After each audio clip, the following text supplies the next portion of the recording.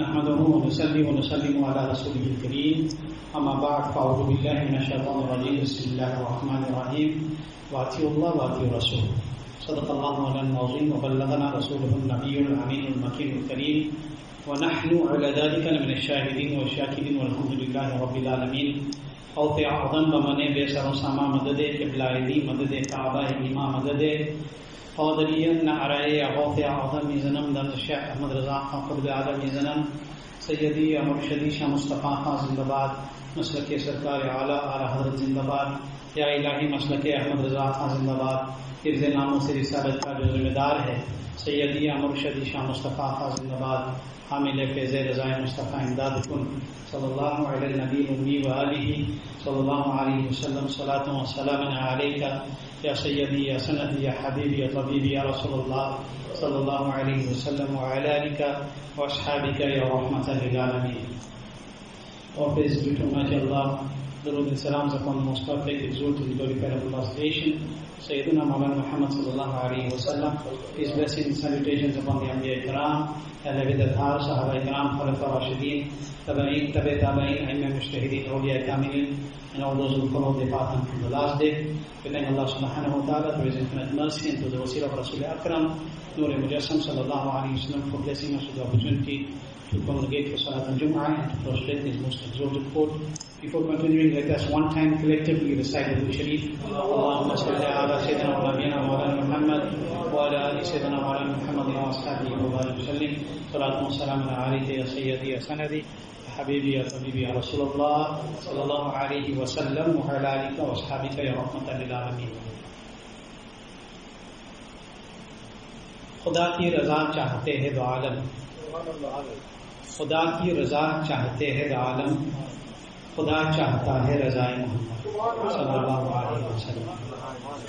The entire dunya wants and wishes for Allah to be pleased with them, but Allah wills the pleasure of His beloved Nabi sallallahu alaihi wasallam. Allah subhanahu wa ta'ala has given us, when everything that Allah has given us is blessed and valuable. It depends on you and it depends on myself. What we do with what Allah gave us, you either use it or you abuse it. Whatever Allah has given us, whatever faculties Allah has given us, it's insan who uses or abuses. Allah gave him hands. Allah gave us hands. With the same hands, if we can help somebody to cross the street, or with the same hand, we can stop somebody from making zulm against somebody else, then you are using it. But with the same hand, if you are unjust towards somebody, and with the same hand, if a person pushes his mother or father, then that hand he has abused. And that becomes the cause of his destruction. Allah has given you this mouth. With the same mouth, you can say Alhamdulillah, and you can say Wassalatu wassalam ala Rasulillah sallallahu alayhi wasallam. Or with the same zuban, you can be obscene, and you can be vulgar. So you either use it for benefit, or you harm yourself with it. Okay? So Allah has given us all these faculties. But there's one very important faculty which Allah has given us, and that faculty is called aql. That faculty is called aql, your intellectual capacity. It's a long discussion, but I've only said this for you to understand where we want to go today very quickly. Allah has given us aql, He has given us the capacity and the capability to differentiate, as I said last week, between right and wrong, between haq and batil, between pak and napak, between halal and haram. Allah has given us this capacity and this capability to do this. But it depends on the individual. Your heart will go towards that which you are attracted. You will find, and as I said in the past, good people are attracted to the company of pious people. You will see that if there's a group of people sitting, you will see the kind of people. If a person enters a gathering and there are people sitting, who the person sits with will tell you the kind of character that person has on numerous occasions, unless he's forced to sit somewhere because there's no space somewhere else. But generally, a man who enjoys the company of obscene people will sit with those who are obscene. And the person who enjoys the company of pious will sit with the pious. So Allah has given us the aql to differentiate, to have this capacity of understanding. And that is why it is destructive when a person leaves the path of Jannah to walk on the path of Jahannam. Aql, how does aql accept this? How does man's intellect support and accept and allow him to leave the path of Jannah, the path which will take him to paradise, and walk the path which goes to hell? How does your aql allow you to do that? Your intellect allows you to do that because the intellect has forgotten what it is to be intellect. The aql has forgotten what it is to be aql. It has forgotten its responsibility. Why? Because you have nurtured it otherwise. I have nurtured it otherwise. And this aql is connected to the heart. This aql is connected to the heart. And a pure heart will cause pure thoughts. A pure heart will cause pure thoughts. What we have forgotten, I'm going to say two waqiyas for you to understand. Today people talk about tasawwuf. People talk about tariqat and marifat and haqiqat. But first understand that you cannot even smell the fragrance of tariqat, leave alone marifat and haqiqat, if you do not remain on Shariah. Subhanallah. You will not even get the fragrance. Subhanallah. Tariqat, in simple terms. People say we are now in tariqat, we don't need Shariah. La ilaha illallah Muhammad Rasulullah. Such people, they say, hum log pahunch gaye. We have reached. Hazrat Junaid Baghdadi said, they have reached. Indeed, they have reached. He said, but do you know to where? Ila nar. They have reached the fire of hell. Because Shariah is Quran and Sunnah. Sharia is Quran and Hadith. Whatever you do, you will always need it. And tariqat is to walk on the path of Sharia. Tariqat is when you truly walk on the path of Sharia. And when you walk on the path of Sharia, you will be blessed with marifat. You will be blessed with marifat. And then Allah will elevate you to the level of haqiqat. But all this depends on holding firm to the Sharia. No person can say that, without comparison, that I am going to build my house without a foundation. And once the walls are up, I don't need the foundation, take it out. Simple understanding. I'm sure there's somebody here who does building. If you build a place, and you say, no, I have to have a foundation first. But after you put the walls up, and you put the roof up, you say, I don't need the foundation. You call the builder and you say, take out the foundation. Tera ghar bhi gaya, tu bhi gaya. The house is gone and whoever is in the house is also gone. Because once the foundation goes, the walls will crumble. So the Shariah is your foundation. For understanding, it is your foundation.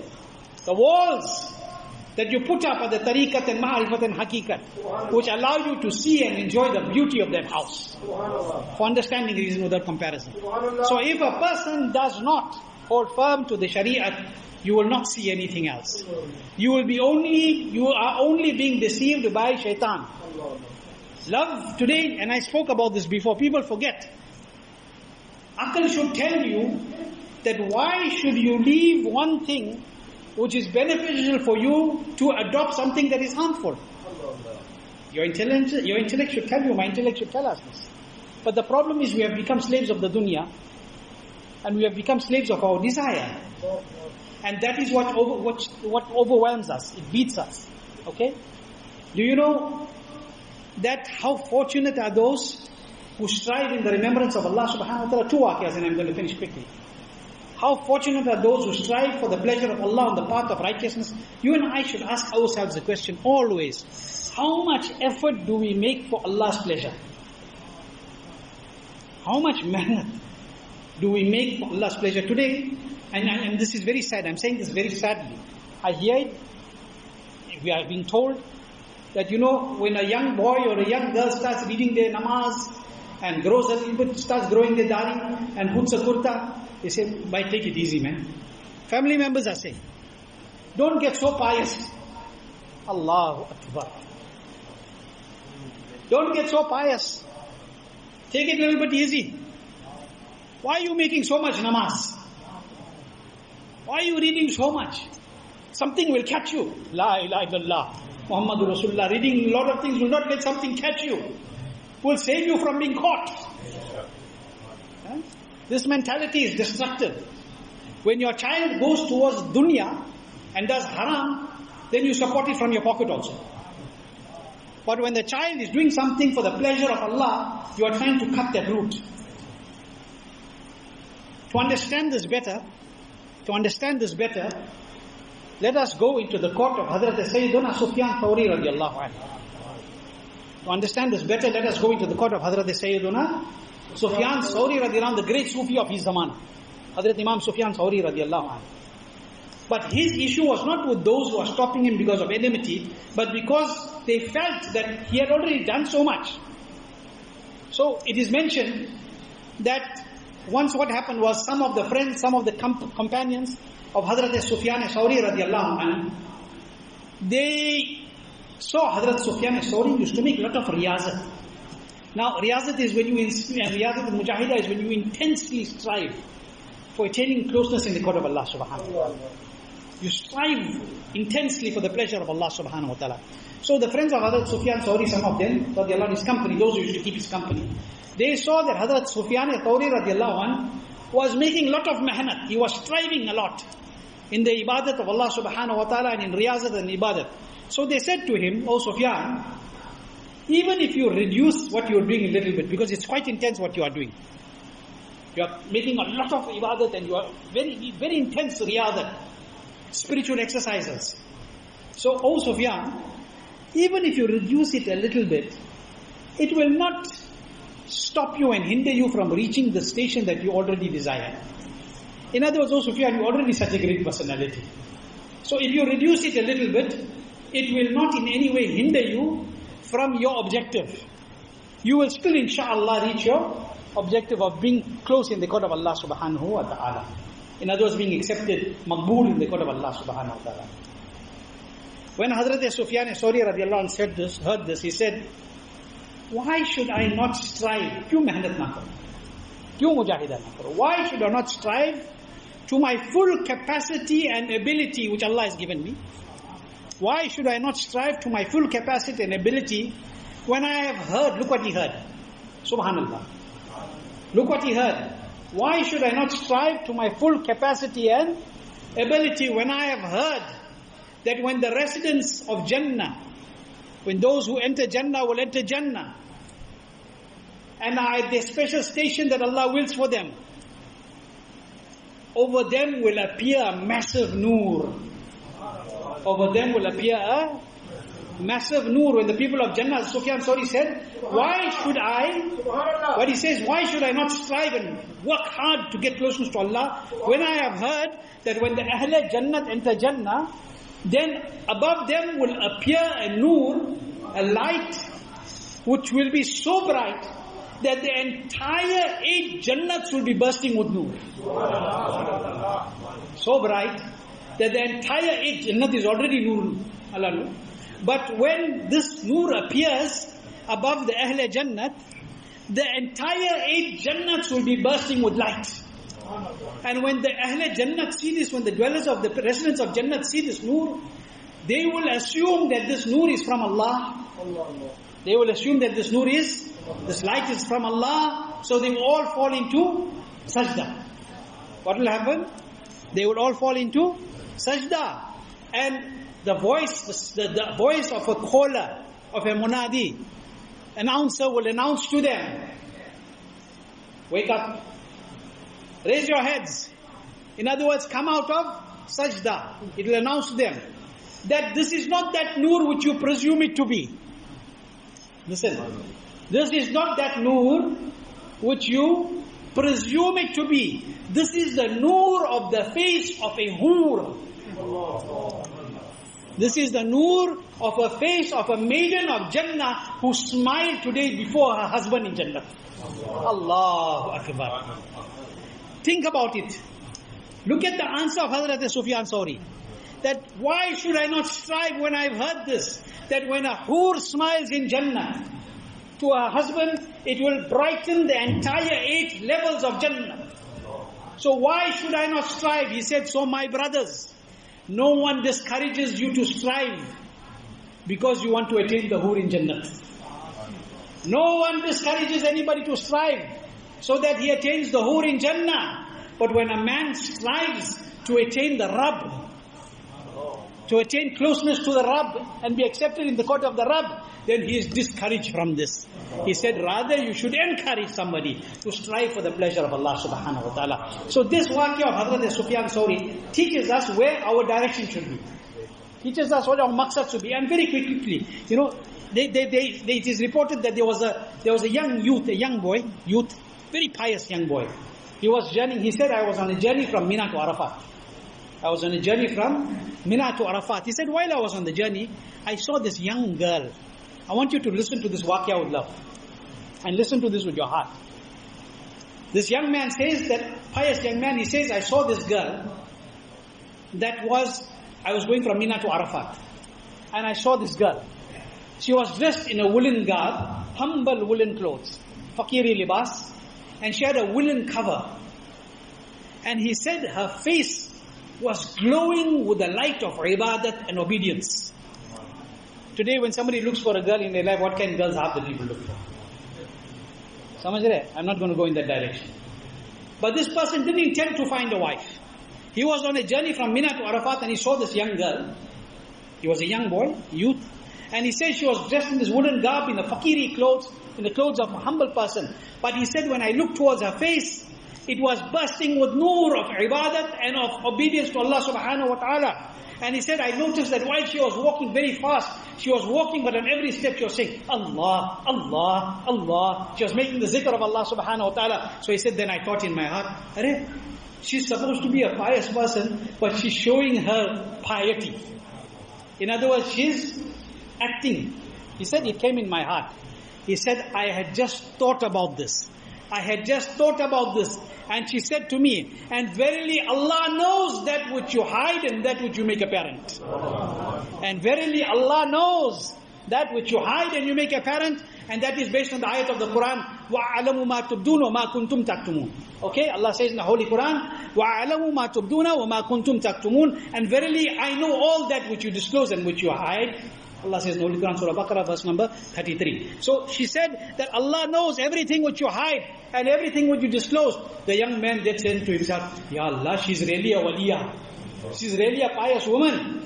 And the narrators of this waqia say that he said, oh girl, I am now absorbed in you. In other words, I have love for you because I don't love you because of the dunyawi love. I love you because of the love of your ibadat, the love of your piety. I wish I could be with somebody, I could have somebody like you in my nikah. So he said, I am absorbed in you. He said, she turned around and she looked at me and she said, well then, I am absorbed in you and I am here. But why don't you look behind you? Why don't you look behind you? There is somebody there even better than me. Why don't you look behind you? There is somebody there even better than me. He said, I turned around. I turned my direction. Nobody. I turned around. I see nobody. No one there. He said, on seeing this action of mine, he said, she called out to me, oh liar, beloveds do not treat their beloveds in this manner. Oh liar, you must understand, huh? Oh liar, beloveds do not treat their beloveds in this manner. You firstly had wrong views about this female servant of Allah, that I was acting. If you stood before him sincerely and recognized your Rabb, he would have allowed you to truly stand in his court and recognize. And then she says, when I saw you from a distance, I thought you were an Abid. When I saw you from a distance, I thought you were an Abid, a pious worshipper. He said, and as you came closer, I thought you were an Arif. When I saw you from a distance, I thought you were an Abid, one who is a sincere worshipper. As you came nearer, I thought you were an Arif, one who is drowned in recognizing his Creator. And she said, but when you spoke to me, I thought you were an Ashik. When you spoke to me, I thought you were an ashik. But she said, if you were a true ashik, a true one who truly loves, if you truly love, then subhanallah, say subhanallah one time. She says, if you were a true ashik, if you were the true worshipper, then you would have, if you were true, she said, if you were a true worshipper, you would not left him to come towards me. You would not left your Rabb to come towards me. If you were a true arif, you would have not left the court of your Rabb to try and recognize me. If you were a true arif, you would have not left the court of your Rabb to come and recognize me. And he said, if you were a true, she said, if you were a true ashik, you would have not looked behind me, behind you. If you were true ashik, when I said there's somebody better than me behind, you would have not turned away, because by you turning away, it meant that you were not really in love with me. You were not really attracted to me. He said, she said these words. He said, she said these words, and then she started to run. She ran, and she ran so quickly that she disappeared from my sight. Example, what was she saying? She was saying that the same thing that Hazrat Shaykh Sirri radiallahu, Hazrat Shaykh Shibli radiallahu said. What did he say? When people went to him and they said, we love you, he took stones and he started to hit them. When they said, we love you, he took stones and he started to hit them. They started to run. He said, liars, how can you love me when you run away when I strike you? How can you love me when I cause you a little bit taqleef? So what was this lesson that is being shown to us? For those who say that I love my Murshid Kamil, I love my Shaykh Kamil, I want to do everything what my Shaykh Kamil commanded, but then you want to leave his path and turn in another direction. Then understand, where is this love? You say, I love Rasulullah sallallahu alaihi wasallam, but you want to turn in the direction of those who slander the beloved Rasul sallallahu alaihi wasallam. Then where is this love? Learn what the girl said. That if you truly love somebody, your intellect will tell you, your heart will tell you. If you truly love somebody, you will not change your direction. If you are absorbed in someone, you will not change your direction. If you are absorbed in your Murshid Kamil, then your direction is your Murshid Kamil. Your Qibla Ruhaniyat is your Murshid Kamil. If you are in love with Ghaus Pak, your direction is Ghaus Pak. If your love is Khaja Garibun Nawaz, your direction is Khaja Garibun Nawaz. Your love is Ala Hazrat and all the awliya, that is your direction. When you change your direction, then this is a destructive quality. Because it means you are not satisfied with what you have, you want to look elsewhere. This is what intellect should be telling you. This is what the pious have taught us. This is tasawwuf. This is spiritualism. This is tariqat. This is ma'rifat. This is haqiqat. Understand it. Allah make us understand and give us so much tawfiq. Allah keep us with iman. Let us leave this world with iman. Those who are illa give them shifa. Those who are passed away in Ahl Sunnah, Allah exalt them in Jannat al-Na'im. Wa ma'arina illa balagh al-mubin. 2 or 3 minutes zikr and then put inshallah.